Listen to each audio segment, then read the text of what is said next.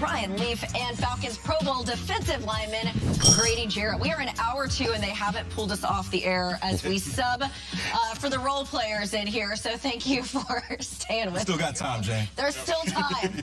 I don't want to speak too soon. All right, Ryan, since you knew to do this earlier, can you help us out with this? Time for Lead Block. All right. When we last saw the Cowboys in action, Dak Prescott was throwing 2 interceptions in a 19-12 divisional loss to the 49ers. It was brutal in Santa Clara. But as in years past, Dak has turned the page, telling the media this on Saturday when asked if there was an increased sense of urgency. 1,000%. Yeah, I mean, 1,000%. Not only that, just injuries, understanding what I've been through throughout my career, and yeah, understand that the time's not, you don't have forever to play this game, and I'm blessed for each moment that I get, each opportunity on and off the field, and just trying to take the most of it, but definitely with a sense of urgency. What else is he supposed to say to that question, right, guys, when you get asked that? And it wouldn't be NFL media if it wasn't early July. We weren't talking about the Cowboys and expectations for Dak Prescott. But there are sort of some lofty expectations now, because I think we're now going to get a sense of what is this offense in the absence of Kellen Moore. You know, he was their OC. Now they've got Mike McCarthy calling plays, who hasn't done it in a bit. I sort of joked with him at Combine, Ryan, because maybe you can weigh in on this a little bit. I said, is it like riding a bike? In other words, are you in the shower sort of going through plays, because he hasn't done it in so long? And for people that, I know when I got into this business, the nuance that goes into calling some of these plays, particularly when you're implementing what they say is a new system. Dak told me it's more of what they call the Texas coast. There's going to be elements we haven't seen before, which I find hard to believe in the NFL. But how hard is that for Mike to sort of get back in that seat and connect with Dak on that level with this playbook? Well, he's involved all week long in the game planning with Kellen Moore. He has been for the last few years. He's felt that urge. He's wanted to get back into the mix. But, you know, Kellen Moore got scapegoated a bit in Dallas last year. And don't forget, as he was being let go from Dallas, he was interviewing for head coaching jobs around the NFL, people, okay? When he landed in Los Angeles, I jumped for joy. Justin Herbert is going to have Kellen Moore now, and they cannot blame him in Dallas. This is firmly at the feet of Mike McCarthy. The defense has improved greatly under Dan Quinn. There's a reason why Dan Quinn didn't go get a head coaching job, because guess what? If this doesn't play out really well for Mike McCarthy, Dan Quinn could be sliding into that spot a year from now. That puts a lot of pressure on Dak Prescott as well. They have to perform this year. They have to vie for a championship. And we say this every single year, but yeah, they're running out of time. They just are. You look for windows. You always look for these windows. And when you don't have Joe Burrow, when the window is always open, Dak Prescott, that window's gently closing, and you have to be there to try to keep it open. And this is definitely the year, because it's Mike McCarthy's coaching for his job, essentially, by being the new play caller in Dallas. Well, and the window starts closing, Ryan, right? When you've got a quarterback who's making franchise money. I mean, we've seen this in so many different places. It's hard to pay supporting pieces around them when you are paying the guy. And it's not a knock on Dak. That's the market. But it also tells you, they talk about pieces of the pie.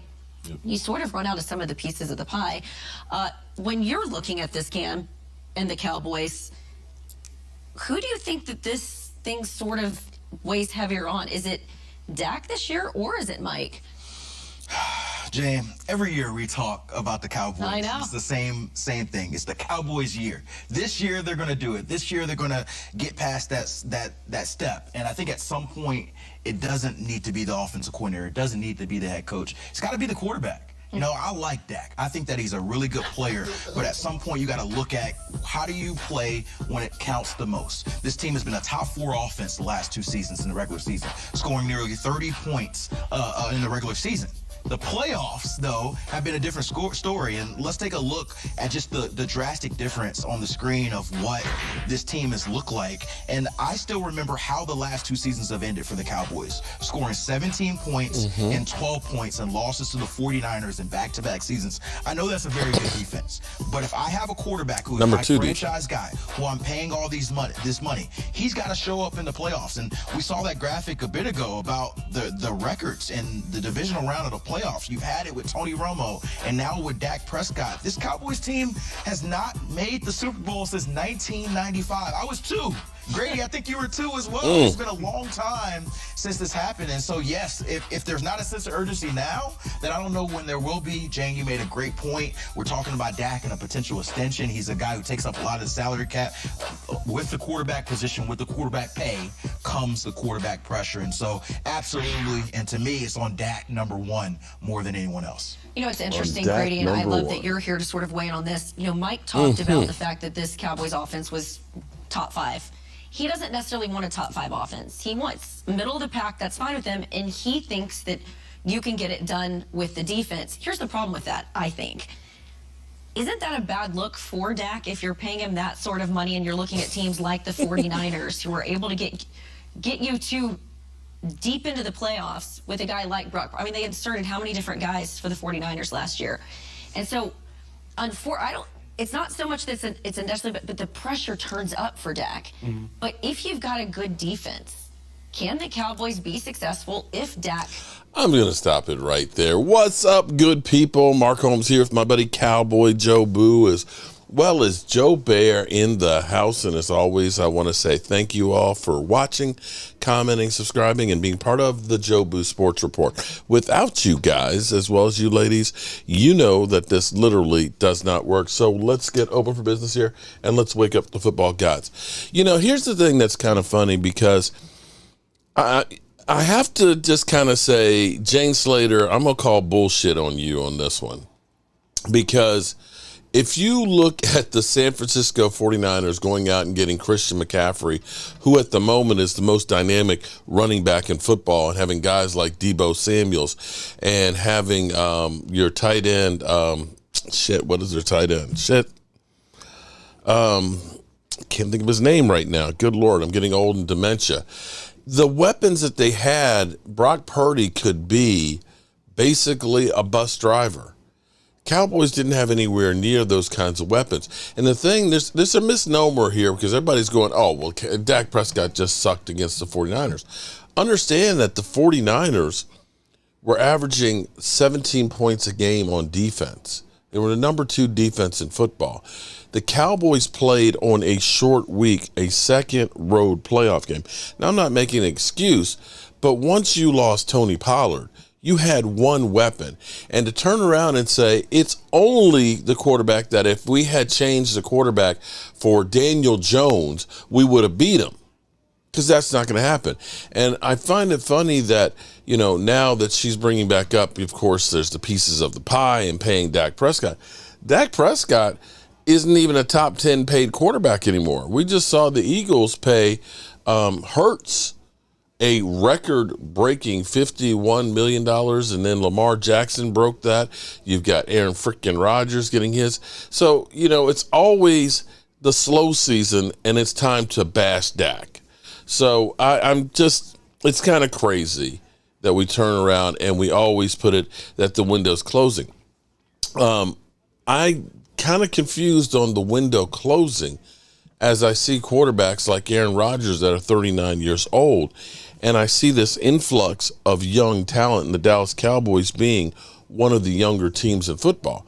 When you have Micah Parsons only going into his 3rd year, when you have CeeDee Lamb going into his 4th year, when you have Diggs going into the 4th year, when you have Amazi Smith, who will be the heir apparent to Tyron Smith, that I see talent that is young, that is replacing a lot of the cornerstone pieces.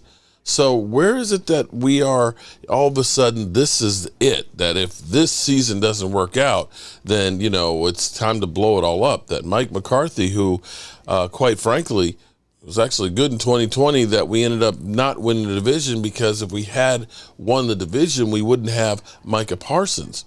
Sometimes you have to get bad to get good. And to turn around and have 2 12-5 seasons, and, you know, of course, we bring up, well, the Cowboys haven't been to the Super Bowl since the 90s. Well, Dak was only here for 2016 on. And we've had more success in this window right now. Right now. Let me make sure that you guys seem to understand this. Because people will say Dak and Tony Romo, their records are the same and so on. But let's be clear here. We had good seasons, but never followed up by another winning season. with Tony Romo. We would go 8-8, 8-8, 8-8, 12-4, followed by 4-12. We were on a roller coaster ride every year. We have not had losing seasons with Dak Prescott. Alan Williams. What's up, Alan Williams? Shout out to him. You taking George Kittle. Thank you, George Kittle. So if we were talking about, Dak Prescott having George Kittle and having Deebo Samuels and having Christian McCaffrey and, the other guys they've got on that offense, and the number 2 defense was only giving up 17, then maybe you say, yeah, well, Dak is the problem. But I'm sorry. You blew out Tampa Bay the week before on Monday night, had a short week. Nobody's had a short week like that to prepare for another road playoff game. You can say I'm just making excuses for a garbage-ass quarterback, but looking at the statistics of where Dak Prescott is in the playoffs, even in the losses, sorry. If you really want to look and put blame on anything, how about we take a look? Let's go through here as we go through and they tell us the numbers have gone down. How about the running game disappears when the playoffs go through? Because if we go to the first San Francisco loss, Dak Prescott was second rushing the football with 28 yards. Zeke Elliott had 29. Last year, Zeke Elliott had 22. Against the Rams, I think it was 46. And in the playoffs, running game is key. Dennis, what's up, Dennis? Where's Mike? Mike is hanging over there. I guess he doesn't want to be part of the show today. I don't know. I guess no love for Jobu Sports here. Let me get Alan Williams. So how's everybody doing? I see Dallas Gina Dallas Diva. Still can't get that right. Joanne Gonzalez. What's up, JoJo? Dwayne Sweeney. What's up, Dem Boys Kicks? How you doing? West Coast offense. Yes. Well, it's funny how we go through and we look at the Cowboys in totality and say they are just an utter failure because of Dak Prescott. You so don't care no more. My son doesn't care anymore. I guess he's just busy doing something else at the moment. So I'm not sure exactly why, but he's busy.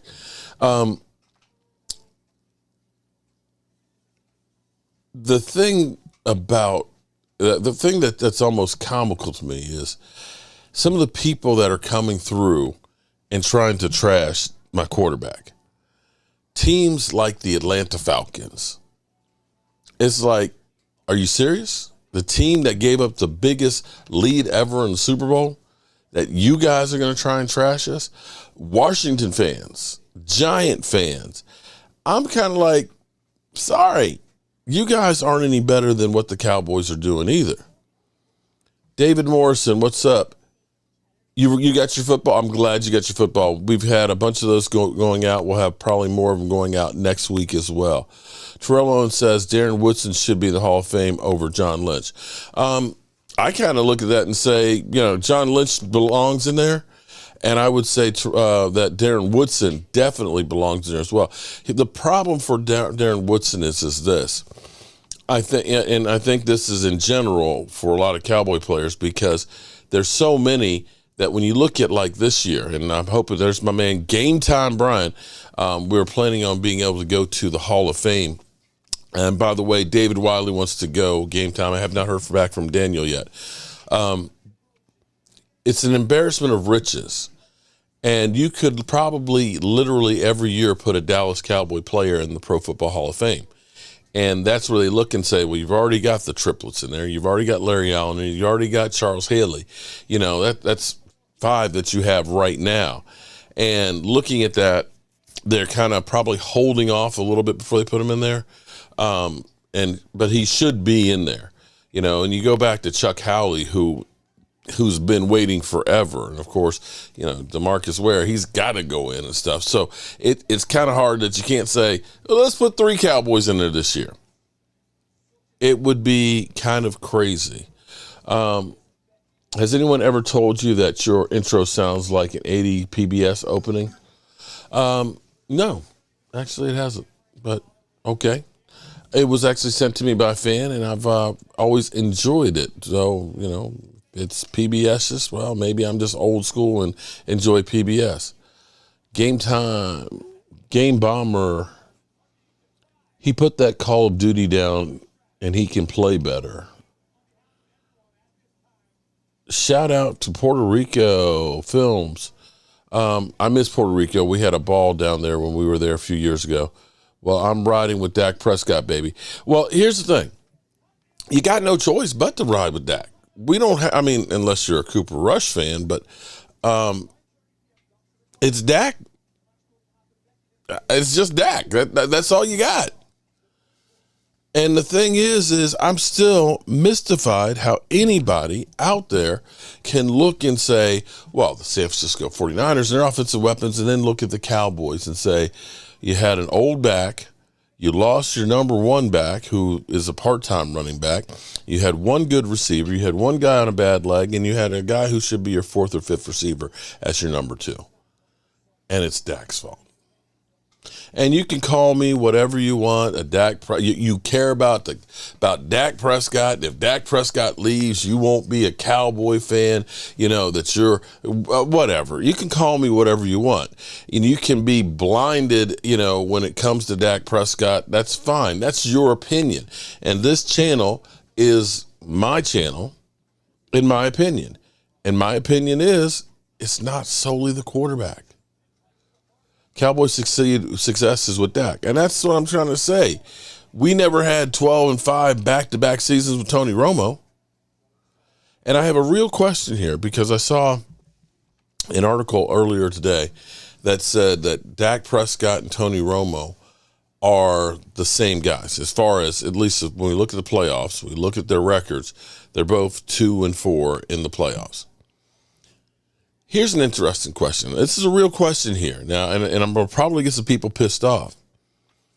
If Dak Prescott plays for 3 more years and he has 28 touchdowns a year and no more than 18 interceptions a season, Lord, let's hope that he doesn't have 18 a year. I don't think he will.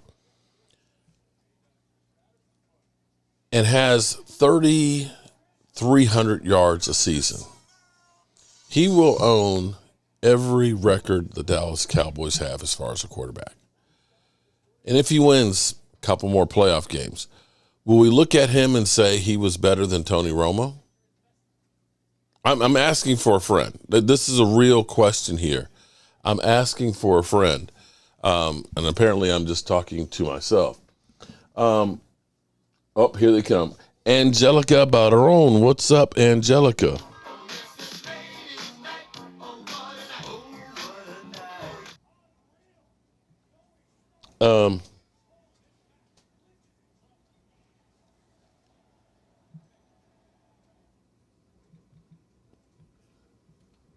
Mark, nobody cares about that dude. Oh my God. Well, Z-May, I tell you what, Z-May, guess what? I care about him. Z-May, I care about him. So if you don't care about me talking about what I want to talk about, you don't have to be here, Z-May. How about that one? Because, see, I am sick and tired of people that all they have to talk about is Dak Prescott sucks. Dak Prescott is a bum. If it were for Dak Prescott, if the Dallas Cowboys had drafted Paxton freaking Lynch, if the Cowboys had drafted Johnny Manziel, where the hell would this franchise be? Where would it be? I'm serious. Seriously. Because that's the guys the Cowboys wanted. We lucked the F out. We could be the Washington freaking Commanders with quarterbacks. Have you looked at what they've tried to do since Mark Rippon? Have you looked at how many #1 draft picks they spent on quarterbacks? Have you looked at how many veteran quarterbacks that they brought in here? And all you guys, oh man, this guy sucks. This guy sucks. Okay. You know, I remember when guys used to say, oh, we should get Marcus Mariota. Let's get Jameis Winston. He'd be Teddy Bridgewater. Let's go get Teddy Bridgewater. I'll take Johnny Manziel over Dak Prescott. All these stiffs. It's so funny to me that every year we have the great hope. The guys they prop up there and say they're so much better than Dak Prescott. Guys they say like Justin Herbert. Oh, Justin Herbert, he's so much better than Dak Prescott. Ain't one shit. Now it's Daniel Jones. Daniel Jones now. Oh, Daniel Jones gets paid. Nobody blinks an eye. Nobody blinks an eye. Even though now they don't have money to pay the running back. The best player on their team, now that they paid him. And I'm going to say, tonight, I am fed up to about here.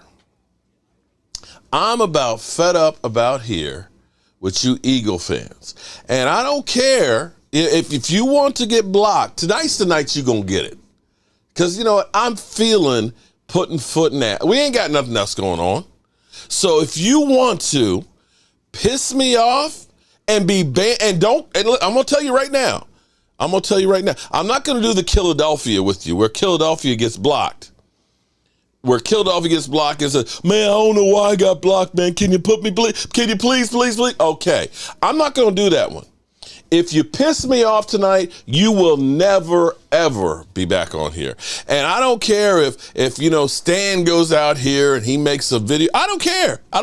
In fact, I'm so happy that his life is dedicated to Mark Holmes and hating Mark Holmes, okay? But seriously, this bullshit has to stop. This bullshit of people making a name for themselves on trashing somebody else as opposed to actually having a real take needs to freaking end. Because some of you weak-minded individuals that don't have a clue as to what you're watching in football, believe it. Believe this shit. Okay? And see now, and of course, this is what happens. Joseph Heatherly, how are you doing? Good evening. Joseph, I haven't seen you here in a while. I'm glad to see you back on the channel and stuff. I've got some people getting underneath my skin. I'm going to try not to lose my religion tonight. I'm going to try not to lose my religion. Mark, please unblock me, please. Because, you know, Philadelphia's got nowhere else to go. He got nowhere else. Please, this is the only place I got. It's the only place I got, please. Mark, you're taking this too seriously. Z, okay, Z, I tell you what, Z, I'm gonna show you. Z, you're new here, aren't you? You're new here. I don't remember asking you a goddamn thing. How about this one, Z? Boom. There we go. I feel good now. Yeah, okay. So, Z, I'm gonna give you a second chance, bro. I'm gonna give you a second chance. Okay? But remember, I want y'all to know this is my house. And if you don't like my rules in my house, then as Eddie Murphy would say is get the F out. Okay? All right? But I've got some real fans that are here, like Angelica, like Dwayne, like Alan Williams, like Alfonso, like Joseph Heatherly. Okay, we're a Thomas Garrett. We are older people. We actually want to have some real conversation. But if the only thing you got coming in here is Dak suck, Dak trash got, Dak stinks, Dak. Okay, you know what? Stop wasting our time. You can go on Philly 500s and go ahead and have your circle jerk over there. Shout out to Joseph Heatherly. Wow. Take the money out. All right, we got the green light to block Eagle fans. All right, so I'm getting fired up because we're sitting here 58 days, 22 hours, 54 minutes, and 30 seconds away from kickoff of the NFL season. Is there any other Eagle fans out there that would any other ones that would like to piss me off? This is your chance. This is your chance right now. This is your chance, okay? If you want to make a name for yourself on Mark Holmes' channel and wear the red badge of being banned,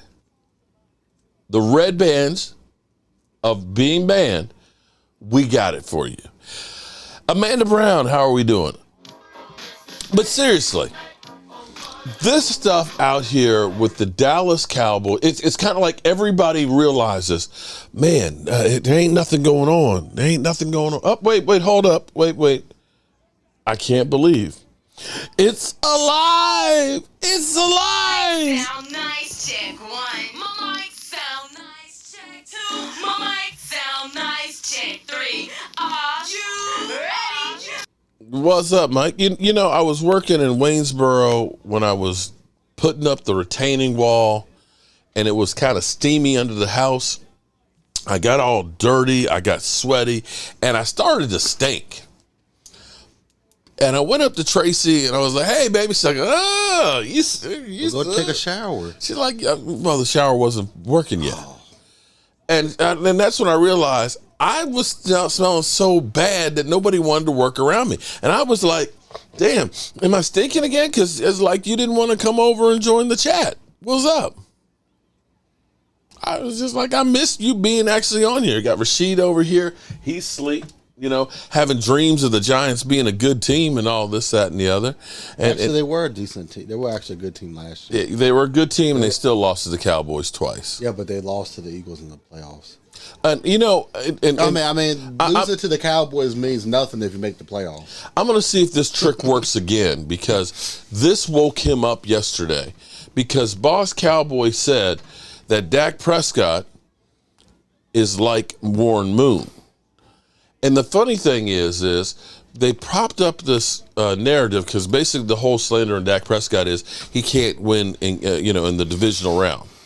Well, there's a lot of guys that haven't even been to the division round, but be that as it may. And that Tony Romo and Dak Prescott are 0-3. Oh, you know what? I'm Daniel ready. Jones can't win the division round either. So what you know what, Philly, son. You know what? Philly 500. You know what I got for you, Philly. Daniel Jones can't win the division round either. A lot of quarterbacks can't win the division round. You know what? Fuck them birds. They're fly, Eagles fly. Now we shoot those birds out of the sky. Stupid dumbasses managed to give up a 3rd and 30 to my sexy arm. Pathetic defense and team. No wonder I own those piece of shit frauds every damn year. Don't get me started on the fans. You boo me while I earned a respected award. Losing the Super Bowl was just karma for you fuckheads. I can't wait to drop 100 on your heads next season while being the daddy of the NFC East again.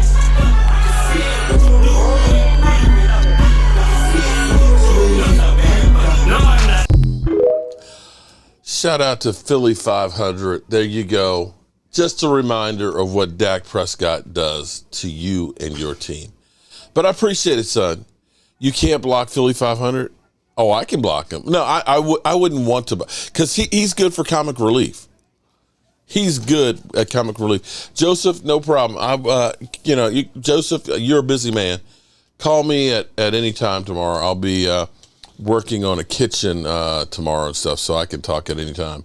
Appreciate the big super chat. Appreciate you. Yeah, it's over for y'all now. But I don't understand this. Mike, I don't know how you've gotten invested in the season so far. I know until the season gets a little closer, you're not invested as much as I kind of am with the Cowboys. Do you feel like the Cowboys, that this is, the window is closing on them somehow, and that this is it, that if they don't win next year, that they can never win? I don't understand that. McCarthy. How it can, you're looking at a guy who has had 6-10, 12-5, 12-5. Jason Garrett got 10 years and never had back-to-back winning seasons. Done since he won the Super Bowl, haven't gone back.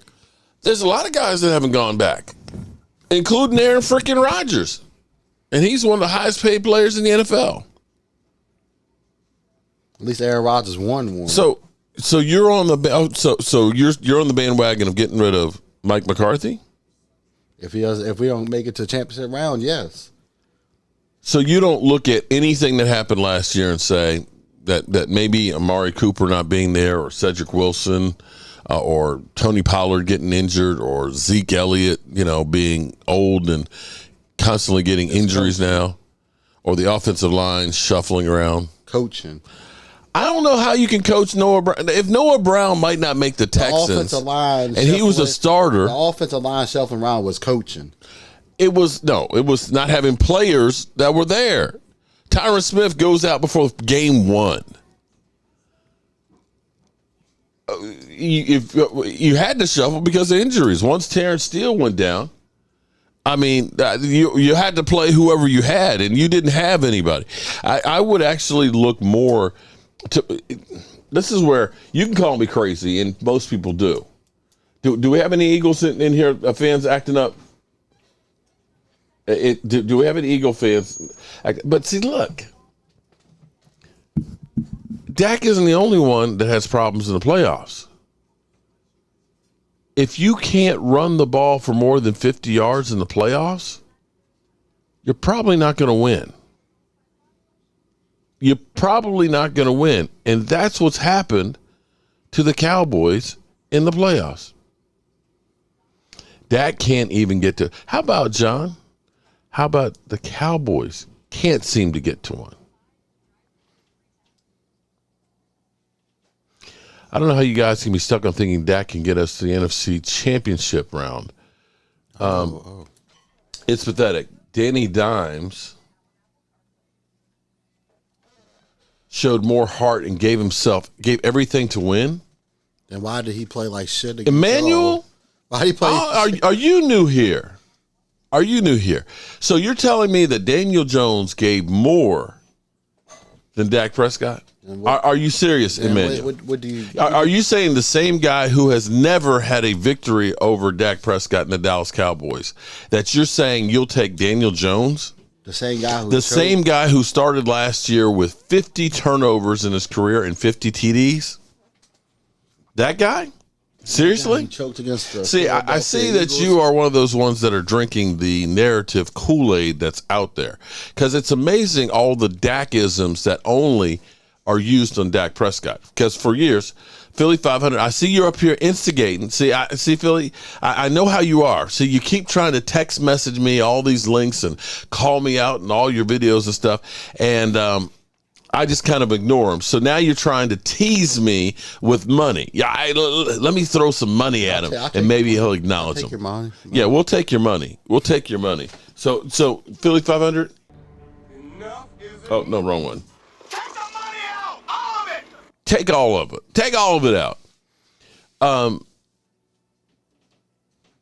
Dak's 8-3 record for the Eagles is all garbage stats. Here's why. Yeah, because he's beating a garbage team. You're right, Philadelphia. He's right. Eagles backups. Oh. Okay, I believe resting for the playoffs, I believe we're 1-1 on that one there, Philly. Actually, yeah, because Dak's rookie year, we lost. One of those 8-3. One of those 8-3 was Mark Sanchez butt fumble playing and Tony Romo's last game.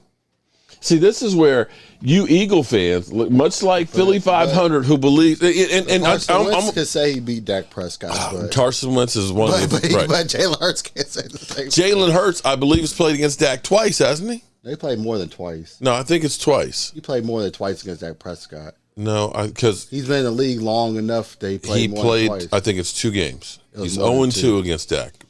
I could be wrong, but I think it's 0-2 because this past season, the first game, Dak wasn't there. The second game, Hurts wasn't there. So I think it was the year before he had 2, but I could be wrong. I think it was more. But whatever, Phil. You know what, Philadelphia. Here's what I'm going to say. I don't care what you think, Philadelphia. I don't care. I don't care. In fact, Philadelphia, here's what I'm going to do for you. Bam! There you go. How about that? Are you sure you're going to put him in timeout? Because he has a wrench. Okay, I tell you what. There we go. There we go. How about that, Philadelphia? I took away your wrench. How about that? Okay? And now, Philadelphia, he still won't let me put him in. What the? Maybe it takes a second. But no, seriously, Philadelphia, I don't care. I don't care what you Eagle fans think. You guys are freaking crazy. The only way you guys can meet expectations is you go to the Super Bowl and it's a blowout. That is 50-3.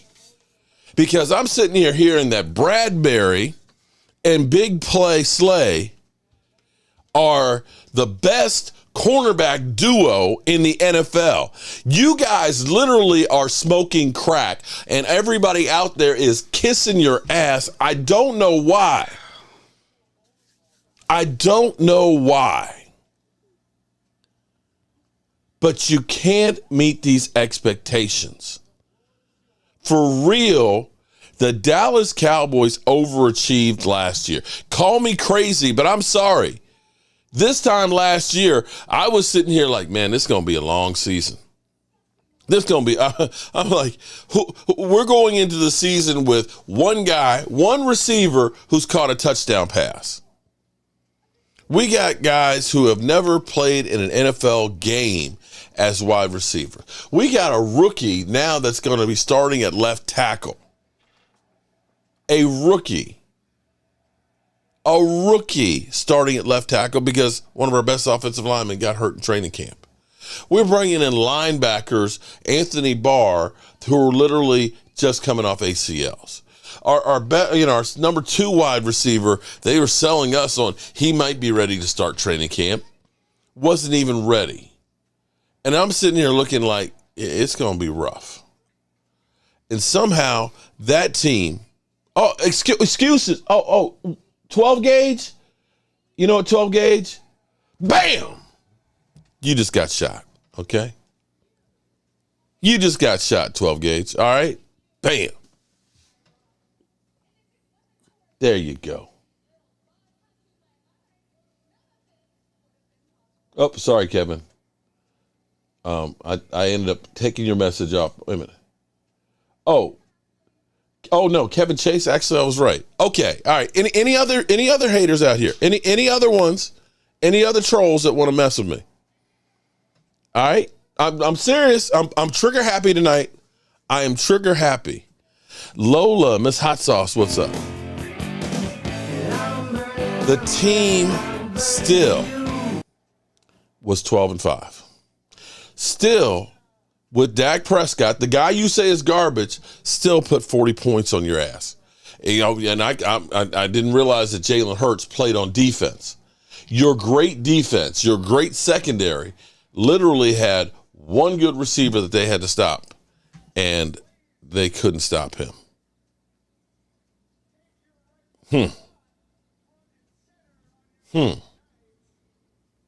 But Eagles, just remember, you guys are writing checks that your behind cannot cash. You just can't. Logan Motorsports, appreciate that, buddy. 20 gauge is better. Bro, who cares about stats? Okay, who cares? Oh, how about kicking the Eagles' ass? I'm good with that one, too. But by the way, you know what? Here, bro, Emmanuel, I tell you what. You get a timeout. How about you get a timeout there, okay? Because you know what? I don't remember asking you a goddamn thing. Lucky Gardenia, how are you doing today? Okay, you know, because I tell you what, it's time to start cleaning out you Eagle fans. It's time, you know what? Because you guys have been screwing up my live stream. You're screwing it up. Lola, Alan Williams, Angelica Barone, Joseph Henley, we don't care what you think. Go have your circle jerk with your own. Go ahead. Yeah, James, I did put you in there, buddy. Cowboys could have been 14-3 had they kept the leads versus Green Bay and Jacksonville. True. You know what? And the Eagles could have lost 2 more games had they not scored the last second against the Colts, where they only scored 17 freaking points. The Eagles could have lost another one from the Bears. So to think that the Eagles were all that in a ham sandwich, come on, man. You got to play the Giants in the first round. Your first playoff game was the Giants, a team you know that you could beat all the time. And once Brock Purdy went down, sorry, you guys, you had it made. You had the easy route to the Super Bowl. Eagle fans don't. Let's see. Wait, what's my son saying? Keep the pressure on? Okay, all right. Philly, you know what, Philly? I don't remember asking you a goddamn thing. Eagles losing the Super Bowl means loser. There you go. There you go. You know, if you were so great, then why didn't you win that Super Bowl? I'm asking for a friend. But we did, your team didn't. What, losing the Super Bowl? Well, you guys are great at that. I have to. 3-time loser, man. 3-time loser. Congratulations. And you believe that your team's going back this year? You honestly believe that? Okay. All right. I'm just asking for a friend. The Bear games is close, but I don't think Philly never lost the lead. Well, you know what? I tell you what. Jalen Hurts had 2 really bad interceptions in that game that nobody talks about. Nobody talks about that. Nobody talks. An interesting thing. I was actually surprised to actually find this one out. That the Eagles gave up the 11th most sacks last year. Jalen Hurts was sacked like 40 times last year.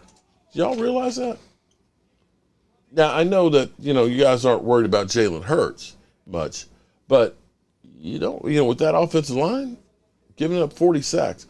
And I'm going to say, Eagles, here's the problem that you're going to have, is now there is film, lots of film on your offense and on Jalen Hurts. And I can guarantee you that teams are not going to leave the soft underbelly wide open for Jalen Hurts. I can guarantee you that that's going to happen. AJ Primo, what's happening? Thank you for the super chat. Man, we got all kinds of super chats going on tonight. Thank you very much. Take the money out, all of it. You can't beat Brock Purdy. Philly 500. There were a lot of people who couldn't beat Brock Purdy last year. But see, this is, and Philly, you're my son. I know you're my son, and I thought I taught you better. Honestly, it's beyond the quarterback. Because remember, before you got A.J. Brown, you guys tried to get another quarterback, Russell Wilson. But you recognize, we need to have players around the quarterback. And you went out and got A.J. Brown. Because if you thought it was just the quarterback, you wouldn't have given up a number 1 to get A.J. Brown. Right? Clearly, players matter. If the 49ers thought that they were good, they wouldn't have traded for Christian McCaffrey. Players matter. And the more good players you have, the easier job is. And I'm not saying that you don't have great players, because you do. I'm telling you, you guys hit home runs with your free agents. When I look at it, some of the stuff Pro Football Focus has, best offensive line, check. That makes the quarterback better. Great wide receivers, check. That makes the quarterback better. Great running game, check. That makes the quarterback better. And when I look at the 49ers with their defense, that defense is stout. When I look at Deebo Samuels, when I look at Deebo Samuels, look at Christian McCaffrey, and look at George Kittle, that's a lot of weapons. That's a lot of guys to stop. And if you're a quarterback and you've got a George Kittle who was wide open and Diggs didn't even try to knock the ball out, when you got Deebo who's running over people, sorry, the quarterback doesn't have to be great. Doesn't have to be great. If you got chopped liver out there, it's a little different. Dan, I feel bad for Michael Anthony Fitness. Okay, well, Dan, AKA Stan, I'm good. Go ahead and go make another video, buddy. How about that one? Boom. How about that one? Okay? Because, Dan, you can kiss my ass, too. Excuse my language. All right, so, Mike, now that your father's gone off tonight, are you sick and tired of listening to Eagles, circle jerk that's going on around the NFL right now? What circle jerk? The love that the Eagles, they're going back to the Super Bowl. The Eagles, best secondary, best offensive line, best wide receiver. Great that Jalen Hurts is the greatest quarterback of all time. But I'm sitting here looking. Not the Patriots. That's They're not Buffalo. Oh, they're better. They're better than the Patriots. They're not Buffalo. According to all the experts out there, I'm not saying that Buffalo was great, but they went to 4 Super Bowls. 4 Super Bowls. They're not the Steelers of old. They went to 4 Super Bowls. Oh, Philly, you're coming. You know what, Philly? Yeah, hey, come on now. See, here, the reason why you're coming for the meats, Philly, is you recognize that that's some good shit. You recognize that that's some good food, and you want some of it because you've been eating them nasty ass Philadelphia cheesesteaks, okay, on that rubbery ass sub rolls. I understand that. No. The cheesesteaks are so bad. People that live out there don't even like the cheesesteaks. That's how bad they are. Yeah, it's nothing but a tourist trap. If the locals don't like it, then come on, Mark. man. I want your honest opinion. How would you rank the NFC East? At the moment, I'm gonna say this.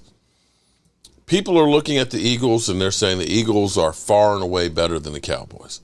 I will admit the Eagles have some great personnel. They've got some great experience.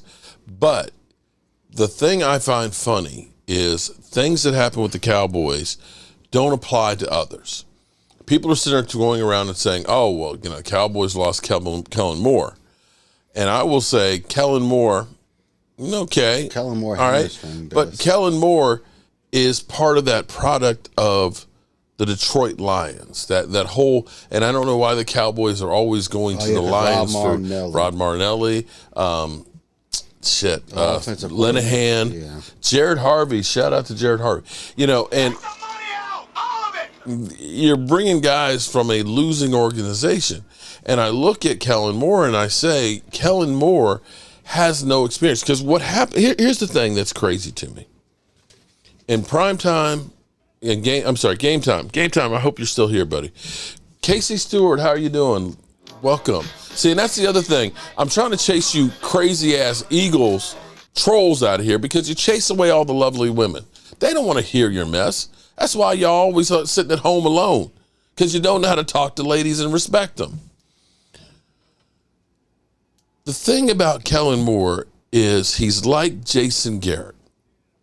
Jason Garrett, when he was a coach, coached well during the regular season, but for some reason, once we get to the playoffs, I don't know if his sphincter muscle would tighten up or what, but we wouldn't do the same things. It was like we would always choke in the playoffs. And sometimes people aren't good under pressure. And when I look at Kellen Moore, the things that the Dallas Cowboys did well are things that you do to help the quarterback. Because sometimes your quarterback doesn't have it. Is you have to figure out what can we do to get the quarterback on track. It's like they come up with the game plan, and we're going to do this game plan, win, lose, or draw. But you've got to be able to change in real time and understand, right now my quarterback's a little shaky, so I need to be able to run the ball. I need to get some things to get him back on track. I need to shorten the passes. I need to do, some out routes and things like that. Or I need to move the pocket. And the thing is the stuff that Dak Prescott does great, come playoffs, we stop doing it. 12 personnel should be the Cowboys' bread and butter. We play the 49ers. They don't do it. We didn't against the 49ers 2 years in a row. And it mystifies me. But do you have any belief? I know, son, you were only 5 years old. I was only 4. 4 years old. Because that was before my birthday. Okay. 4 years old when the Cowboys won the Super Bowl, and you didn't know what football was. Do you believe that you're going to see the Cowboys ever win a Super Bowl? How much more time does Jerry Jones have? Oh, I mean, I'm just saying because they'll let him win the Super Bowl after that. I don't know about offensive line. Oh, I'm sorry, Rob. Oh, I think they're supposed to be doing a special on Jerry Jones on Netflix, Brooks. I think they're supposed to be doing a special on. Who's my favorite Eagle player right now? Brooks. He's not on the Eagles anymore. Running back. Miles Sanders? Yeah, I like Miles Sanders. Miles was cool. His girlfriend. No, they're supposed to be doing, I don't know if you heard, but there's supposed to be a Jerry Jones special, I think, on Netflix. Yeah, on Netflix. Alan Williams. Damn Gina is in the chat. Uh-oh. Da-da-da. Dang it, Brooks. Alan Williams, thank you for the super chat. Favorite Eagle player? I don't have one. Well, current, Miles Sanders would be the only one. I tell you what. Miles Sanders. I'm gonna truth and advertising. I'm gonna say actually there were 2 Eagle players that I respected immensely: Reggie White and Randall Cunningham. Why? Because he played for the Cowboys. Well, he did for a year. I think it was just a year. And I would almost say too Harold Carmichael. Harold Carmichael was good people too. But current Eagles, I could say a closer current one would have been Carson Wentz. I love that guy. I love Carson Wentz there. I wish Carson Wentz was still there. Sounds like we overachieved some. That's my contention, because we got trashed all off season that the Cowboys didn't care about football. That the Cowboys, and I don't think you guys even remember how bad it was for the Cowboys last off season.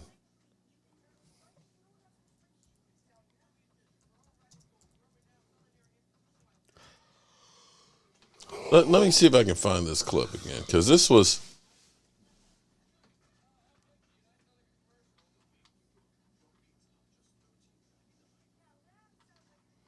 Where was it?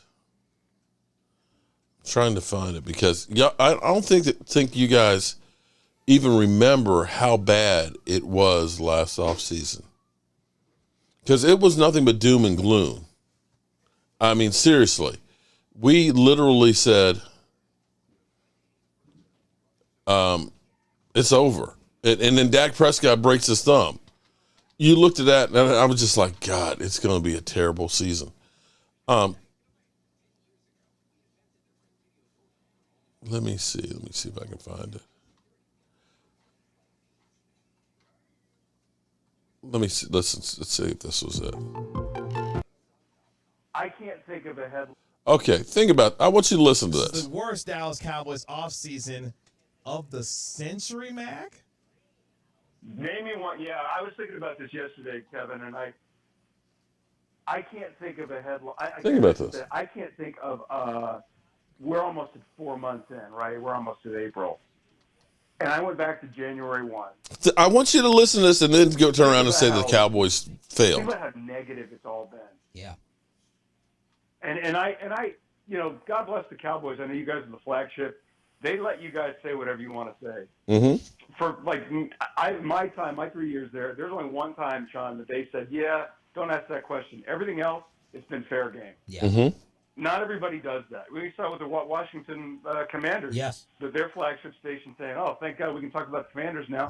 No longer affiliated with them. Right. So, but I looked at really, when I looked at just like a day-by-day timeline. Just listen to us. How bad this was. They lost 2 out of their 3 games, right? They blamed the officials for basically 2 of the 3 losses, which is terrible. Dak Prescott sits there and endorses fans throwing junk at officials after the San Francisco game. He has to come out and apologize. You've got a PR director who retires. No big deal.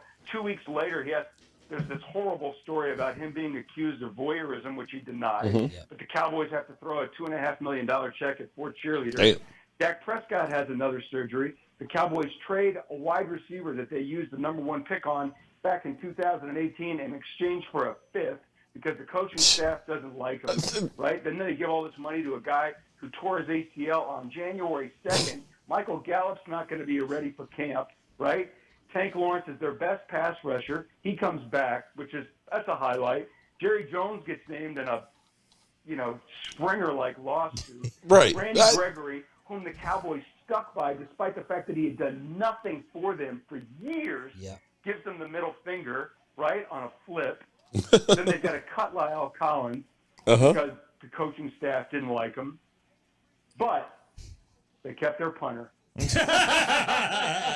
Okay. Mac, why is Stephen Jones the Alan Greenspan of the NFL? So we were calling Stephen Jones Catboy. You had all of that happen going into the season. The fact that the Cowboys went 12-0 and your quarterback broke his thumb. Your left tackle had his hamstring ripped off the bone before the season even started. How is it that the Cowboys were chokers with all of that going into the season?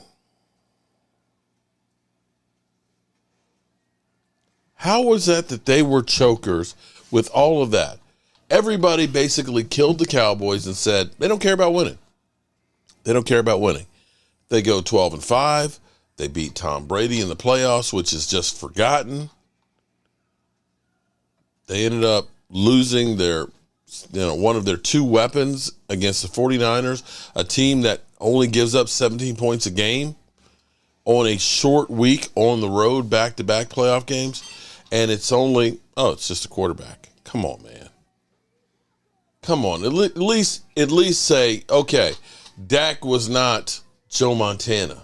But I'll say Joe Montana had Dwight Clark catching those passes in there, that looked like it was being thrown out of bounds. That he had incredible defenses that were able to give them the opportunities. It's hard to win a Super Bowl. Now, I will say, they went out. We didn't have an offseason like we had last year. We ended up getting two guys on the cheap, Brandon Cooks. I believe, and Mike, you haven't been around that long, but I believe that this could be the best wide receiver duo that we've had since the 90s. Now, we've had some pretty good ones with T.O. and Miles Austin. That was a pretty good tandem right there, but I think CeeDee Lamb and Brandon Cooks, that's a real good one. I'll say Amari Cooper and CD as a rookie was pretty good, but now CD's got experience. I think you've got a good set of wide receivers. You don't have the offensive line that you had back, Dak's rookie year. It's potentially a really good one, and that's the thing that's worrying me right now. I will say that if the defense is as advertised, there's a lot of pressure on Dak Prescott to get this team and stuff going. And I will say, I will take Mike McCarthy calling plays over Kellen Moore.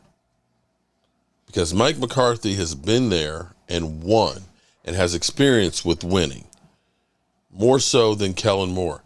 And I still will go for my experience at training camp last year. When I looked at the coaching of Dan Quinn, the teacher, the Dan Quinn that's excited, that's going from position to position to position, and, the guys are buying into him and things, right? The love that he has for those players and the love of his job. And then I look at the other side of the field, and I see Kellen Moore just standing there usually with a clipboard and hardly anybody was around him. To me, and that's not to say that he's not a good coach with the X's and O's, but that relationship and players buying into what you do is key. And I'm not sure that people bought into, the players, into what Kellen Moore's doing. I'd rather have Kellen Moore over Mike McCarthy. What are you smoking, Philly? Well, that's what, of course he would, because he recognizes that Kellen Moore is not the dude. Okay? And that's why he would rather us get rid of Dak Prescott, because Dak Prescott owns his ass. Right? To go somewhere else and own somebody else's. Fuck them birds. Fly, Eagles, fly. Now we shoot those birds out of the sky. Stupid dumbasses managed to give up a 3rd and 30 to my sexy arm. Pathetic defense and team. No wonder I own those piece of shit frauds every damn year. Don't get me started on the fans. You boo me while I earned a respected award. Losing the Super Bowl was just karma for you fuckheads. I can't wait to drop 100 on your heads next season while being the daddy of the NFC East again.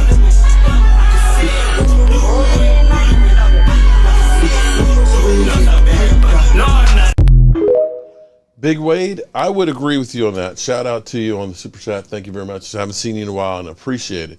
I will agree with you on that. Time is running out.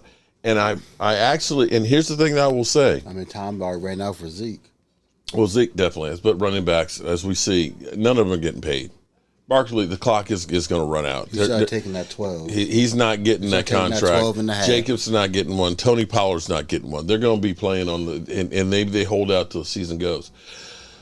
But I will say that the Cowboys, and when the Cowboys have had good teams, Big Wade, 2016 was a really good team, but that defense still wasn't quite there. The offensive line was fantastic. And I will say that Zeke Elliott against the Green Bay Packers had 126 yards rushing. And I will say that Dak Prescott had 302 yards passing and 3 TDs, 1 interception, and we scored 31 points. But I'm sorry, your defense gave up 34. Your defense gave up 34. And then the next year, when we played against the Rams, we gave up 275 yards on the ground, bro. 275 yards on the ground. Those were 2 missed opportunities right there. And I'll go back and say, Tony Romo, the catch, no catch, that game. We couldn't stop freaking Aaron Rodgers, man. So to look and say we've had a complete team and all that, hey, bro. Yeah, if we caught the ball. We had a better defense this year, but we didn't have the playmakers going down the stretch. We didn't have playmakers like San Francisco had. We didn't have playmakers like Kansas City had. We didn't have playmakers like the Eagles had. We certainly didn't have the offensive line that those guys had.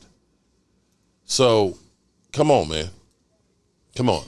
This is revisionist history because people will look and say, well, Dak just failed. Are you going to tell me that your quarterback throws 302 yards in the playoffs, 3 TDs, and loses the game and it's his fault? Sorry, I'm not going that way. And you can call me whatever you want to call me on that one. I'm sorry. I'm not going down on that one. I'm not going down with that one. But I will say that the Cowboys seem to get it now. For them to go through and try and concentrate on the defensive line, trying something that they haven't tried since the 90s. The last great defensive line we had was probably 2007. Another great team that, unfortunately, we lost in Seattle. That one I can put on the quarterback and the bad snap on the field goal. But be that as it may, I will say that the Cowboys this year have assembled a really good team. Now, we'll see if all that comes together. Miss Gibson, what's up?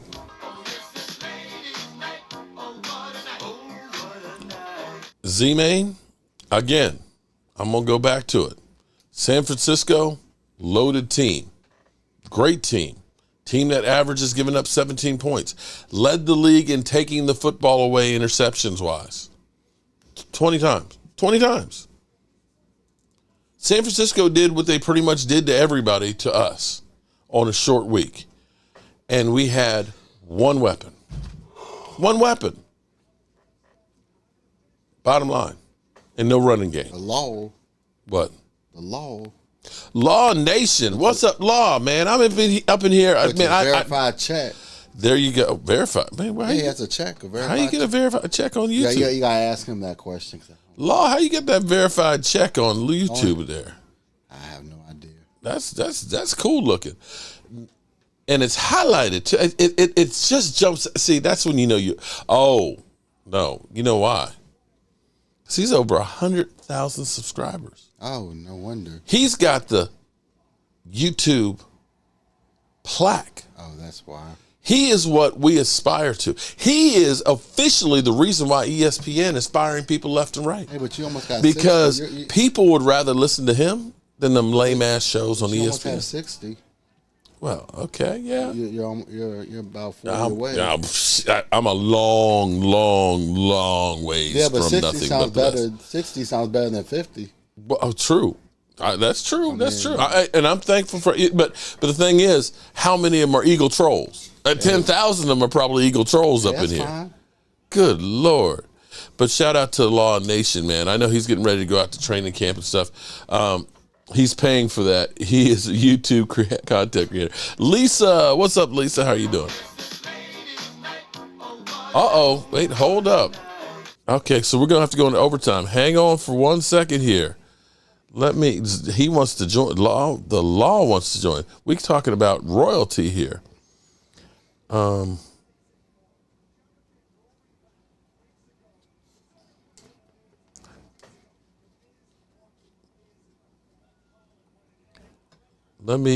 on, Law. Let me send you a link right now. Boom.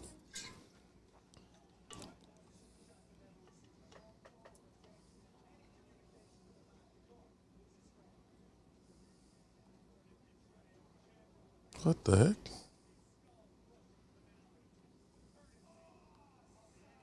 Why is my Gmail not working? Okay.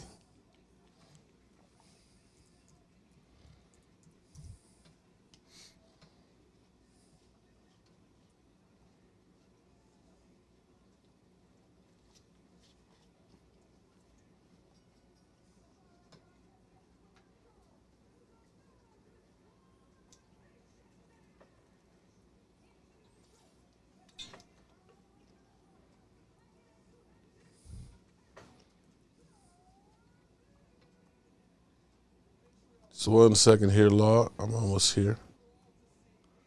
Oh, okay.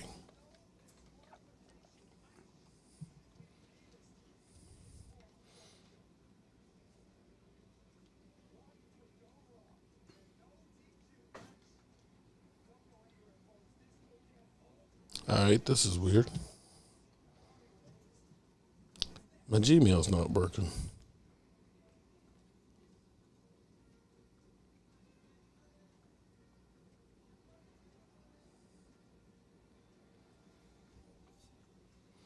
All right, Law, here it comes. I should have gotten Philly 500's dumbass in here. Yeah, I'm on the next one. I won't be here on Friday. Boom. There you go, Law. It is up and running. And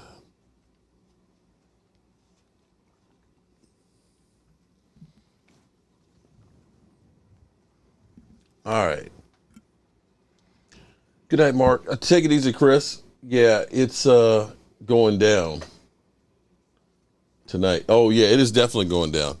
Now, Mike, of course, you're the one that's on the Zoom camera there. And look, Rashid passed out back there. Damn. Well, change the camera. I don't know how to. I can't change it for that one. It's the one that's over by you. So when Law gets on. All you need is just this picture. Actually, I can. Once he gets on here. All right, so see if Law gets the link and gets in there. Can't believe Mark said in 2016 our defense wasn't good. We had number 1 in the NFC and lost to Bryce Butler. We did not have the number 1 defense in 2016. Emmanuel, you're smoking some crack. It was the catch no catch was the best. We had a good defense that year. Hold up. Or what? No, I don't think we did. No, it was before then. 2016, our defense was like 15th.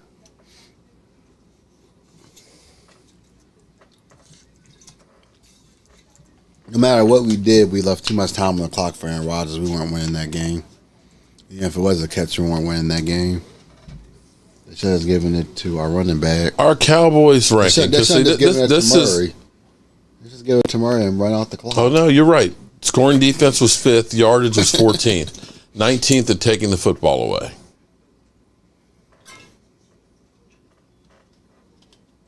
I stand corrected. And I admit if I was wrong. Dak's first year. But again, they gave up 34 points to Aaron Rodgers. 34 points to Aaron Rodgers. I'm sorry. You give up 34 points in the playoffs, you're probably not going to win. Let's see. Did he get it? No.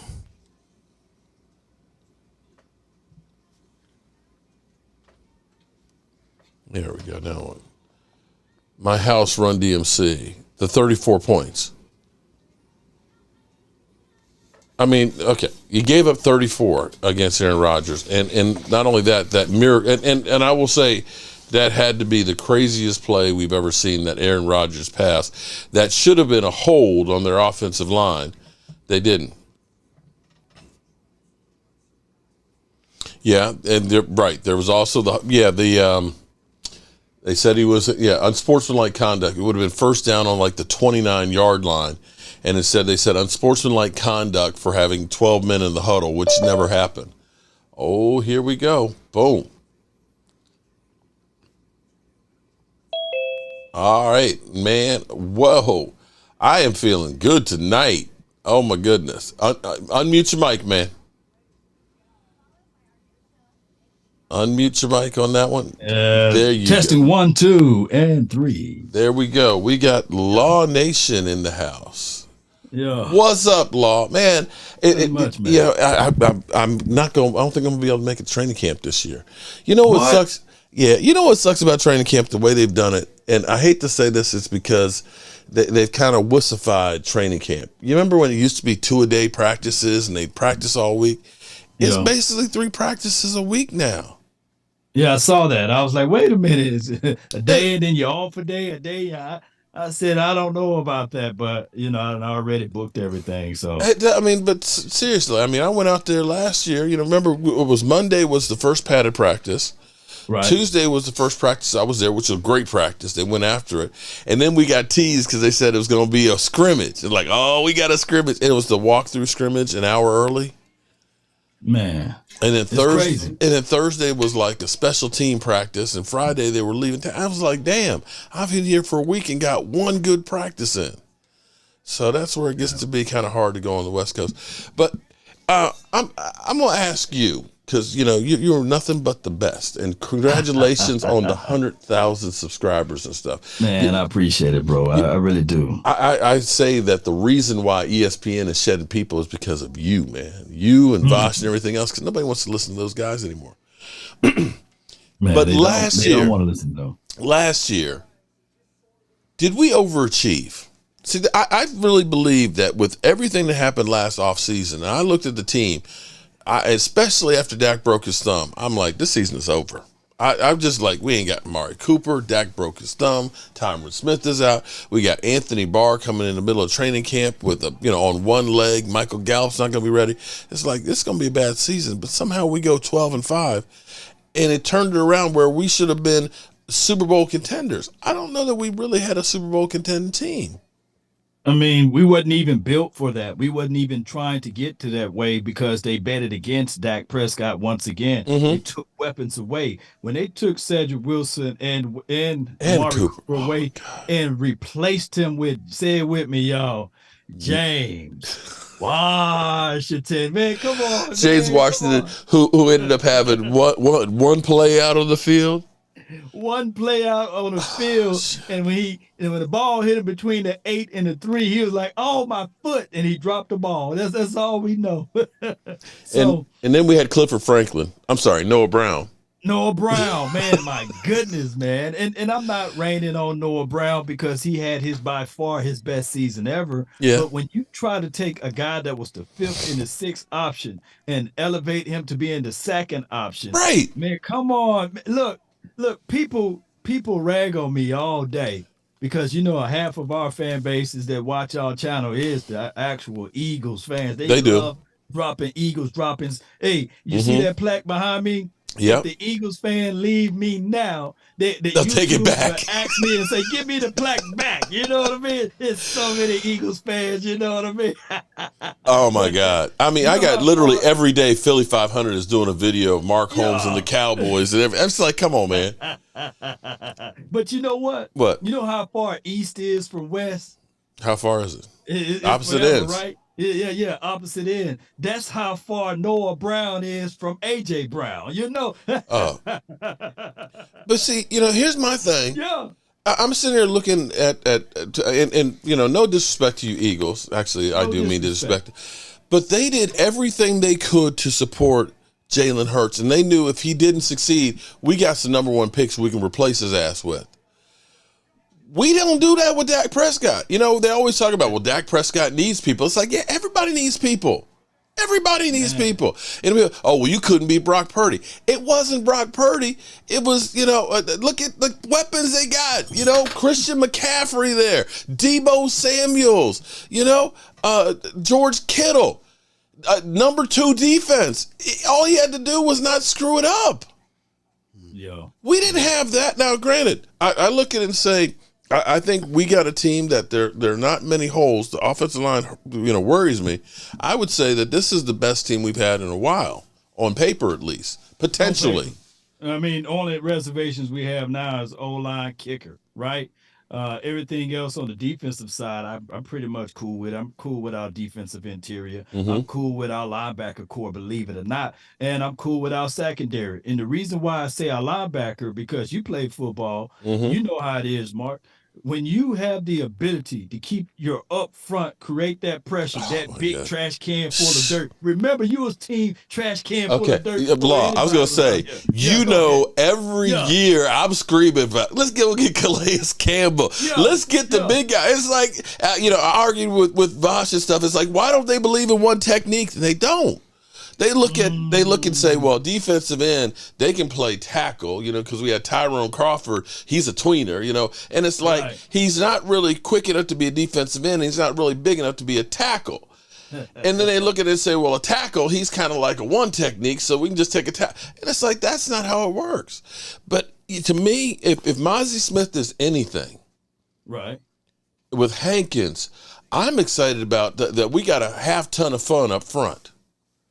I like that half ton of fun. Of fun. Put that on a T-shirt. I told my wife that she was supposed to design it for us, but we've been working on the house. But seriously, you go and I like the versatility that we are actually having, because you look at OC in Digazua, that he is more of a speed guy, not quite as heavy. But then you've got Hankins, you got Quentin Bohannon, you've got Mozzie Smith. You can put some big guys in there to shut down the run, and if those guys can do that, Damone Clark, I think, is going to be the linchpin on this defense. Hell yeah! So when you say that, let me see. Can we make it like a hashtag HTF? HTF, half ton of fun. We have to put the O in there, HTOF, but not HTF sound. Half ton of fun, yeah. That's what I'm hoping. I mean, that's what I look at and I believe, because this is the first time you can look and say we got a defensive line since maybe like 2007 when we had Jay Ratcliffe and those guys. You're right. And Jason Hatcher was the last guy to get double-digit sacks. So yeah, I mean, half ton of fun. I'm gonna have to take that one and run with it, Mark. Yes, indeed. And when you look at Damone Clark, when he was in college, he was the leading tackler amongst everyone in his conference. Yeah. So I'm looking at his shoe. He wasn't out here during his time last year. No, he's out there now. I couldn't believe he was even on the field this year. I mean, he had 48 tackles. Now, of course, Philly 500 is talking about N'Kobe Dean. He gonna lead the team in tackles. That guy only had like 13 tackles. Yeah, and he's a little on the smaller side. But if the defensive front can tie up that offensive line and let those linebackers scrape, that speed that they have, and see, this is what I believe is not that. Jalen Hurts has had great success against the Cowboys, because quite frankly he has not even run the football. But you get Overshown and Damone Clark, you've got speed at linebackers that are going to be able to chase that down. And the Eagles, I'm telling you, they believe that everything is going to be just like it was last year. I can guarantee you defensive coordinators are going to say, Jalen Hurts might beat me, but he ain't going to beat me up the middle of the field. They're going to cover the middle of the field there. He is not going to be able to run up the middle. Hey, you're right. I was looking at Jalen Hurts' stats, and I did the whole comparison, because everybody was saying that Jalen Hurts somehow is just better than Dak Prescott. When Jalen Hurts' comp was Dak Prescott, by the way.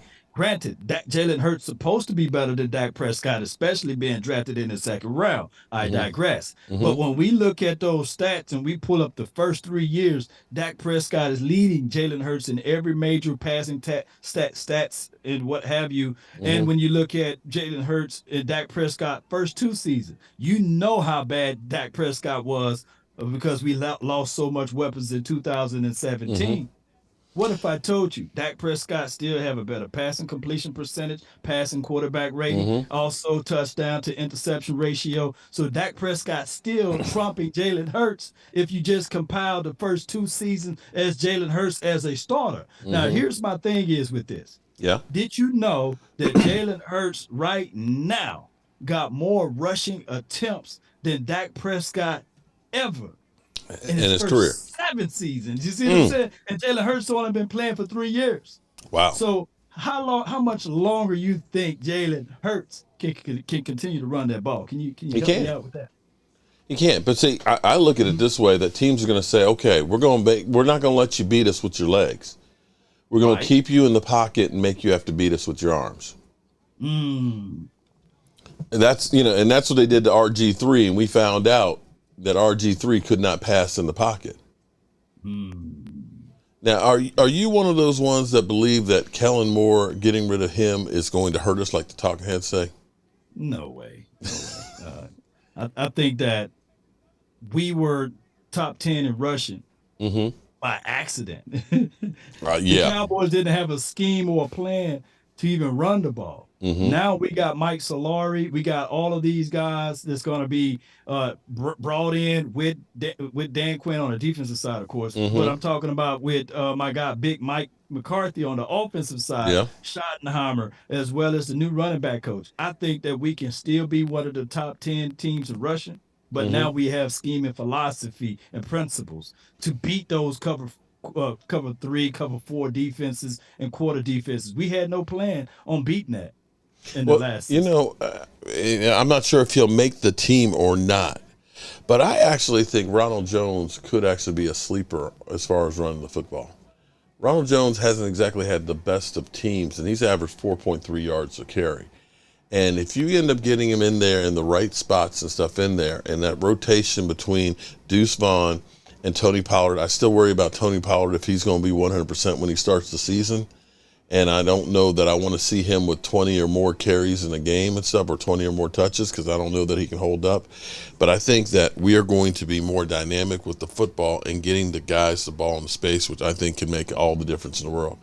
Too many times it seemed like we were doing comeback routes and everything else, and guys are catching the ball. And the defender, of course, when the receiver turns around and is coming back to the quarterback, I'm coming back and my eyes are on the quarterback. And to me, that also led to a lot of the interceptions. I want my guys going down the field where they're having to chase and they're not looking back at the quarterback and seeing what he's doing. And I think that goes back to design. But, I'm a guy with a day job and a voodoo doll, so what do I know? Man, hey, you know a lot. And the time will tell it all. I'm reading the chat. Some people were saying that, hey, when did Dak Prescott went to the Super Bowl? Here we go. Let me know. So with that notion, Jim Kelly is better than Troy Aikman, right? Because he went to the Super Bowl four times. Right. Yeah, I mean, he got to be better. Troy only got 3 Super Bowl rings, only got 3 Super Bowl rings. So with that case and scenario, up until, I guess you could say 89, 90, 91, all of those years, Jim Kelly was just better. He's just better because he went to the Super Bowl. I didn't know they give out. The thing is, if you say something about Troy Aikman, you'll trigger some people. But do we think that Troy Aikman, Cowboy fans, do we think Troy Aikman's win the Super Bowl if he doesn't have, Hall of Famers around him and a number 1 defense? I don't know. I can tell you, I can bet you my left kidney that Troy Aikman wouldn't have made it to the Super Bowl with Noah Brown. I have to agree with you on that one. I love Troy, but Noah Brown, and I don't think he would make it to the Super Bowl. No. Well, my contention going into, I remember 2020, I was going through and I was saying, take the guys that were on our defense. And I said, how many of those players could even have started on the 90s defense? I'd say D-Law would have had the best chance, and he would have been a backup. That's how good our teams were. People don't seem to recognize that. Now, to me, I think that the team has actually done a rebuild since Mike McCarthy's been here. And all these people keep saying, Mike McCarthy's on the hot seat. And I'm kind of like, we didn't ever have back-to-back playoff teams that were winning records with Jason Garrett, and he got 10 years. When was Mike McCarthy never on the hot seat? I mean, but seriously, about getting rid of him 2020. I believe that the Eagles are going to be taking some steps back. Am I crazy? With their offense, defensive coordinator changing, with 6 new starters, they've got a lot of guys that they're going to have in there that are unproven. Now, they believe that Jordan Davis is, the Reggie White reincarnated. But to me, he's a 2-down guy. And then Kobe Dean's got to play a lot too. Who had a better rookie season, Jordan Davis or Tyron Smith? Tyler Smith definitely did. Yeah. Jordan Davis or Sam Williams? Sam Williams. Jordan Davis or DeRon Bland? I would say DeRon Bland. So they can all hype this thing up and talk about their draft picks and how good they draft Yeah. or what have you. Man, their first round pick doesn't even equate to our Deron Bland, which was our 5th round draft pick. So watch how at the end of this year, people gonna be talking about, man, that Eric Scott Jr. man, God dog. Well, I see the Eagle fans said, yeah, well, don't forget about Jalen Carter. Okay, all right. Oh, okay. Yeah. We'll see. We'll see. Again. Watch. They're gonna be like, Overshawn, Jalen, who? Carter, you know. But coaching also matters too, because see, Dan Quinn that guy knows how to put people in a position to succeed, and he is a mastermind. So, you know, and I keep thinking about, you know, there's so many players on the Cowboys that you forget about some of the guys, because it's like Sam Williams is a rookie on a part-time basis, had 4 sacks last year, and that's a guy who's got size, strength, and speed. And if they unleash him, oh my God, we're going to be able to put some pressure on some quarterbacks. And I think we're actually going to be a lot better than what people think. But, you know, again, let them talk. Oh, man, you pulled out you got the laugh on it. But you know what? Here's you got to tell me not to look in the chat, right? They said that Jordan Davis was the reason why collectively their guys on the outside had 11 plus sacks. Oh Lord! It's funny when we know more of the football of the Eagles than the Eagles fans know. You know, because last I checked, it was Javon. You know, I think he played for the Niners now, and it was Javon. He did did he have about 12 sacks? I believe, yeah. Okay. Yeah. Okay. And then Fletcher Cox had 7 sacks. Yeah. Okay. All right. So you saying that Jordan Davis is gonna do what that dude just did with the 12 sacks? Yeah, and that's where, you know, everybody is all. I'm telling you, if they're doing the circle jerk with the Eagles right now, that the Eagles, you know, when I saw that they said Bradbury and Slay are the #1 cornerback combination by Pro Football Focus, I was like, you mean the dudes that Dak Prescott regularly blows 40 points on their ass? You mean CD Lamb who eats Bradberries? You know what I'm saying? I was like, are you kidding me? You know, Dak Prescott regressed and was so horrible that he put up 40 points, and he gifted them 7. You know but remember, Jalen Hurts didn't play that game, so that game didn't count. I forgot because he plays defense too. Okay. I forgot about that. Oh man, no man, but it's been so good. I just can't wait for the season to get here, because to me this year has been the driest off season in the history of football. Not just for the Cowboys, but generally across the board. Ain't nothing going on.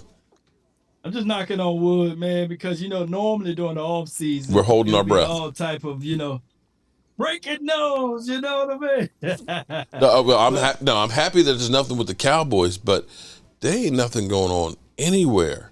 Man, and I still can't believe that DeAndre Hopkins isn't signed, that Dalvin Cook isn't, that Zeke isn't. I mean, it's because it's not happening in Dallas. You know, there was a guy that got caught with a loaded gun in an airport. That would have been the 4th. If it was a practice squad guy for the Cowboys, they would still be talking about that. But it's water under the bridge because he don't play for the Cowboys, you know. Yeah. And it's every segment. I promise you, it's every segment. These 4-letter, 3-letter networks, they open up and they say, how can we get ratings? How can we talk about the Cowboys? Trash Dak. Talk about the Cowboys. Trash Dak Prescott. Let's find out. I'm trying to remember, what was the statistic that I saw on Diggs versus Slay? Open air yards? Right. I was like, what the fuck is open air yards? Open air yards. They come up with some of the crazy, you know, interceptable passes. Was it intercepted? No. Yeah, but it's interceptable. You know what I'm saying? That it could have been intercepted. Really? But he didn't, you know. So first you got tight windows. So aren't tight window ones possibly intercepted ones? Oh, my gosh. Man, did you see that chart that they had Justin Fields in tier like 2 or something like that? Yes. I was like, wait a minute, hold on. I was like, oh. And it had Daniel Jones above Dak Prescott. I said, wait a minute, you mean Daniel Jones, who's never had a victory over the Cowboys? Okay. Right. All right, I get that one. I don't know, man. Like I said, it's just kind of crazy. But you know what? I'm hoping that the Cowboys take that and they turn it into, we're going to show you how wrong you guys are. We're going to be coming after your ass. Man, you got to love Philly fans, though. Let me ask you this, though, Mark. Yeah, go ahead. When did the Eagles ever said that their team wasn't better than the Cowboys? Oh shit, they always do. Because we had Philly 500 in here, of course. That that this is the last hurrah for the Cowboys. That they're better in every situation in the world. And see, somebody just said, "How come you're not addressing that Dak had 15 interceptions last year?" You know that you would. This is what's funny to me. What's funny to me is, have you ever noticed that there's Dak-isms that are only used against Dak Prescott and don't apply to anybody else?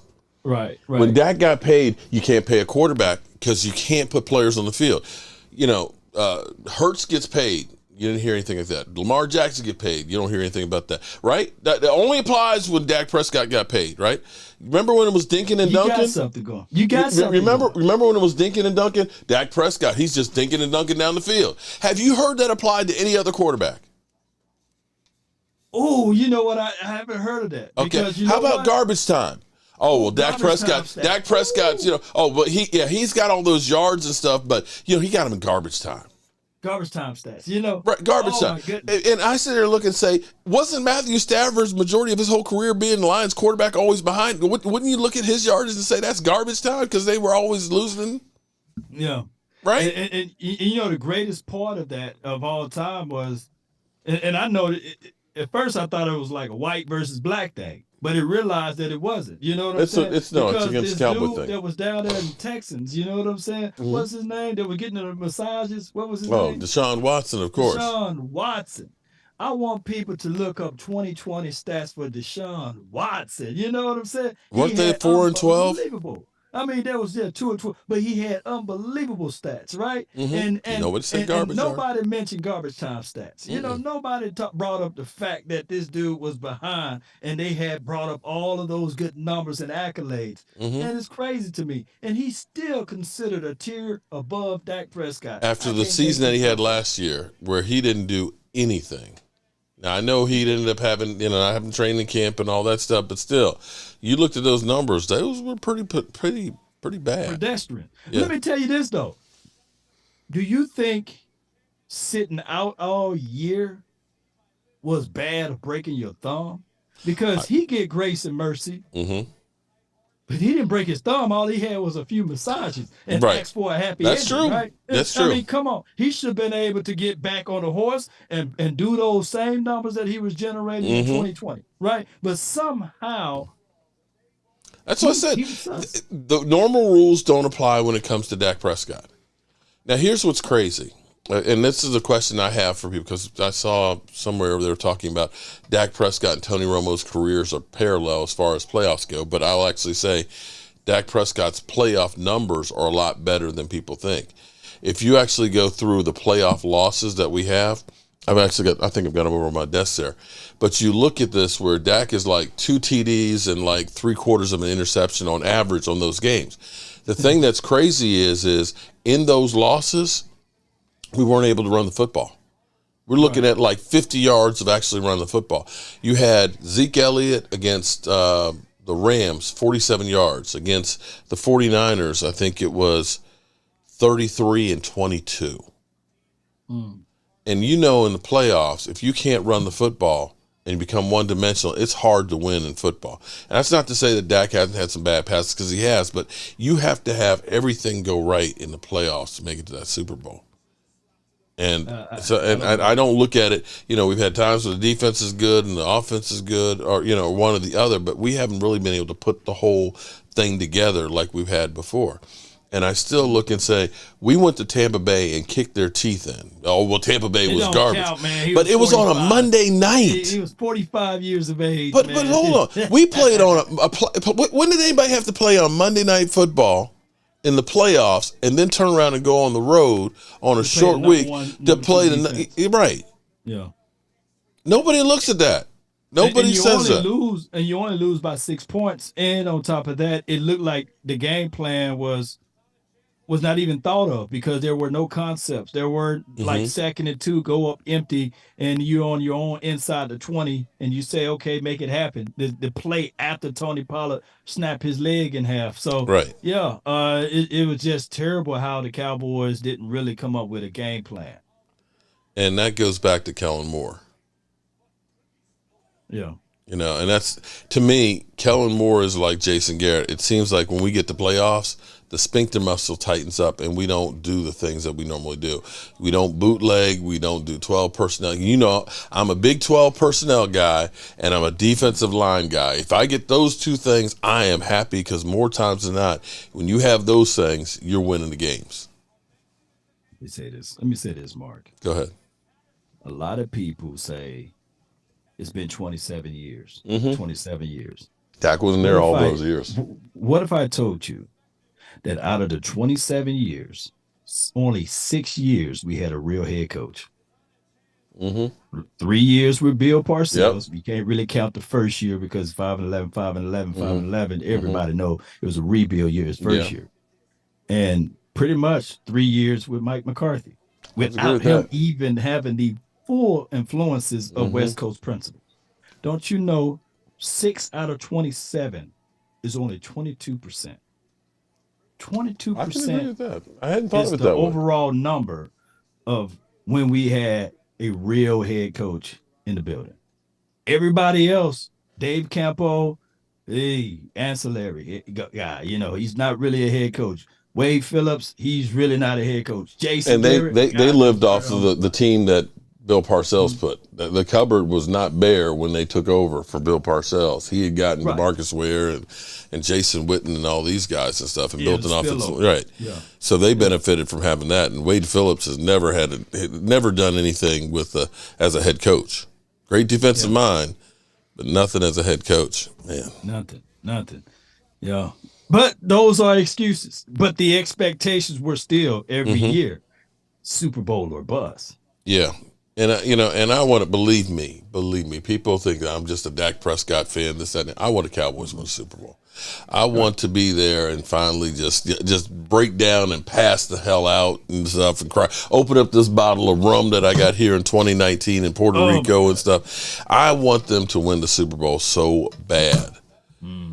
Now, as far as Dak Prescott goes, now here's a question for you, real question. Moonshine. Oh shit! You got the good stuff. I had that moonshine. Oh man, that'll knock you on your ass. Yeah, well, I ain't gonna drink. If Dak plays for 3 more seasons and averages 28 TD passes and no more than 18 a year in interceptions, I don't think that's gonna happen because we don't have Clifford Franklin anymore. And throws 3,300 yards, he will have every Dallas Cowboys record. How many more seasons again? He got just 3. Oh, wow. They don't want that to happen, huh? And if he gets one more playoff win, then that'll be ahead of Tony Romo. The question will be is, if we don't win a Super Bowl, where will he be as far as quarterbacks for the Cowboys? Oh, wow. Of course, you will have – now, this is my lineup. I got Troy, Roger, and then right now, I said, depending on at the end of this year, we're going to put either Dak over Tony Romo or Tony Romo still stays in that third spot there. And, of course, Danny White is the last guy on the totem pole there. But this is my list right here. I got Troy, Roger, Staubach, and I know people are going to fight me with Roger, Tony Romo, Dak Prescott, Danny White. At the end of this year, based off of what Dak Prescott, and I know some people already got Dak Prescott over Tony Romo, and I'm not going to fight them on that. At the end of this year, Dak is going to leap Tony Romo because remember, Tony Romo, believe it or not, he played for 14 seasons here, right? This is going into Dak Prescott 7.5 going into his 8th season. I'm quite sure if we stay the course, there's a Super Bowl in here if Dak Prescott stayed the course. And that's where I honestly feel like, you know, the offensive line still scares me. I still worry about Tyron Smith. You know, if he stays healthy, hey, we're golden. And if Terrence Steele is healthy to start the season, and you put Tyler Smith at guard, that left side could be, marauding people. But I worry that if Tyron Smith goes out early and then we're kicking him back out there, I know Matt Lewinsky is the guy that they're kind of talking about. We got Igato, who can also be a rolling player. But then I start looking and saying, then the offensive line is a little bit wishy-washy. And people don't understand that the lines are the key on the field. Jalen Hurts played good because he had a great offensive line there. I mean, yes, indeed. I mean, if we look back at the Niners game, and a lot of people are not bringing this up, yes, we missed Tony Pollard. But one of our enforcers on that O-line, for your mind, was Terrence Steele. When Terrence Steele went down, I was like, that hurt. We were averaging 5.5 yards per run when we ran on Terrence Steele's side. Right. So by him going down, that hurt us more so than anything. Yeah. I mean, it was all collective. We were typically, by the time we get to the playoffs, we've been kind of beat down. Zeke, hyperextended knee last year. So from the middle of the season on, he was still playing kind of on one leg. The year before, he had the knee issue as well. And, we had built this offense to be more run heavy, and we couldn't run the football. So now you're putting it all on the quarterback without having the dogs in the fight last year. So I feel good with Cooks. I feel great with Stephon Gilmore out there. I think that defense and that secondary with the safeties that we have out there, it's going to be tough sledding for anybody to get some yardage. And I think we're going to be taking away the ball a hell of a lot again this year. I think so as well, because we're going to get the element of coverage sack. I think coverage sack counts more so than anything as far as pressure. And you add that in, it will no longer be third and let's look for Anthony Brown. It would now be, okay, based off of stats in the last 3 years, the best man-to-man cover corner by the name of, guess what his name is? Stephon Gilmore, right? And now you add that to the table, the top 4 zone cover corner in the National Football League since he's been here by the name of Trayvon Diggs. So you got a good combination, whereas you can play that bump and run scheme on the cover 3 with my guy Stephon Gilmore on one side, and my guy Trayvon Diggs can still play that zone look and play that boundary technique, but towards the sideline, keeping his eyes towards the quarterback, sit on some of those routes, and still have the safety over the top be on his side. Man, if the pressure up front, like you said, halftime, shoot. You know how many times it's driven me crazy seeing the middle of our defensive line just look like the parting of the Red Sea. Quarterbacks just standing there all day and just seeing stuff. If we can get Mozzie Smith and Hankins with that hand up right there, that right hand up, not the left hand like you commanded, but get that right hand up in the quarterback's face, and then you get the speed of a Sam Williams and a Micah Parsons coming around the corner, the quarterback's going to get nervous, and he's going to be trying to get rid of that ball quick, and that's where you're going to see a lot of takeaways. And that's where I'm excited more than anything else. And I really wish I was going to training camp this year and be there hanging out, because we had such fun, man, at was it Red Robin or Red, White, and Blue? Yeah, Red Robin, man. Red Robin, we was out there having a good time over there. Well, I'll still send you some clips or what have you, and feel free to take whatever I have on my channel. When are you heading out there? Well, I'm gonna be out there for the first week for sure. Yeah, I should be. I already got my plane tickets ready, and we'll be out there to network and have not just a good time, but a great time. Yeah, and get the season started off right. Congratulations again, man, on the 100,000, man. You deserve it because you put in the work. And we got to actually do more stuff together here now that the season is kind of getting going. It's just been hard, man. I've got all these damn eagle, troll, cockroaches and stuff that have just been descending on, and no real news to talk about. And it's just kind of like, I'm just happy that we're under 60 days to the season kickoff. I mean, yeah, and then we can talk real stuff, right? Yeah. Instead of these guys working out with the helmet on and running through some drills and things, we'll be able to talk about some real stuff in the next following weeks here. Now, I know everybody in here follows my man, Law Nation, but if you don't, definitely check him out on Instagram, on Twitter, on YouTube. He's everywhere. And you even see him on Bleacher Report, too, as well. So shout out to Law Nation. Appreciate you slumming down with us here. But we got to get ready to get up out of here, everybody. So it is time to turn off the lights. This party is over. Man, you already know. And all I'm going to say before I go. All I ask is when you lay your head on that pillow at night, I gave you everything I had. I gave you everything I had. Everything I had. Good night, everybody. Good night. Salute. The party's over. They say that all good things must end. Call it a night. The party's over. And tomorrow and next year.